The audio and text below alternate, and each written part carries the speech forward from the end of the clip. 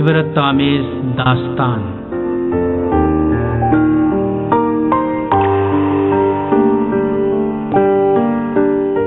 حضرت علی اور ایک بیوہ خاتون کی مدد۔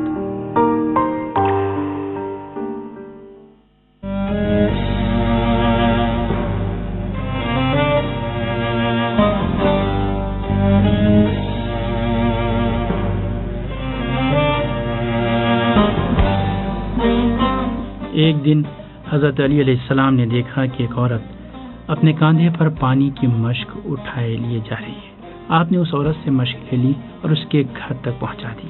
مشک پہنچانے کے بعد آپ نے اس کی خیریت بھی دریافت کی۔ عورت نے کہا، علی ابن ابی طالب نے میرے شوہر کو کہیں کام سے بھیجا تھا جہاں وہ مار ڈالے گئے۔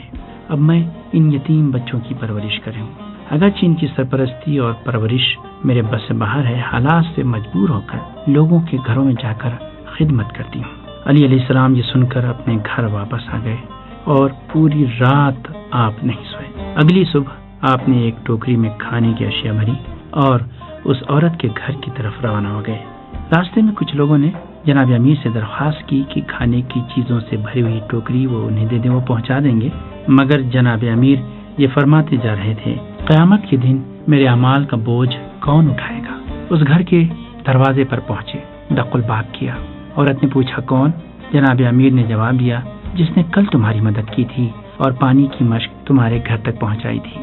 تمہارے بچوں کے لیے کھانا لایا ہوں، دروازہ کھولو۔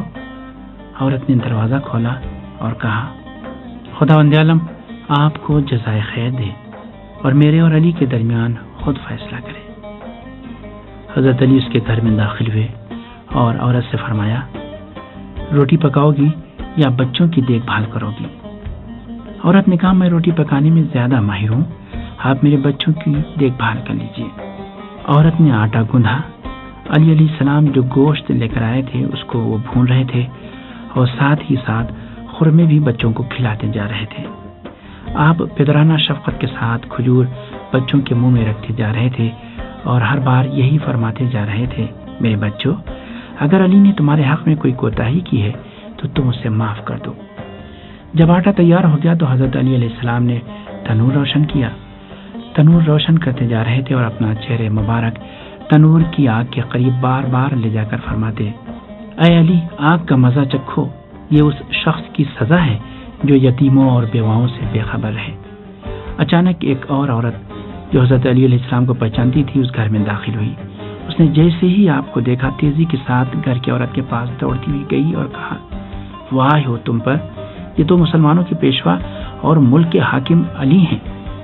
بیوہ عورت جو اپنے کہے پر نادم تھی کہنے لگی، اے امیر المومنین، میں آپ سے بہت شرمندہ ہوں، مجھے معاف کر دیجیے۔ حضرت نے فرمایا، نہیں، بلکہ میں تم سے شرمندہ ہوں کہ میں نے تمہارے اور تمہارے بچوں کے حق میں کوتاہی کی۔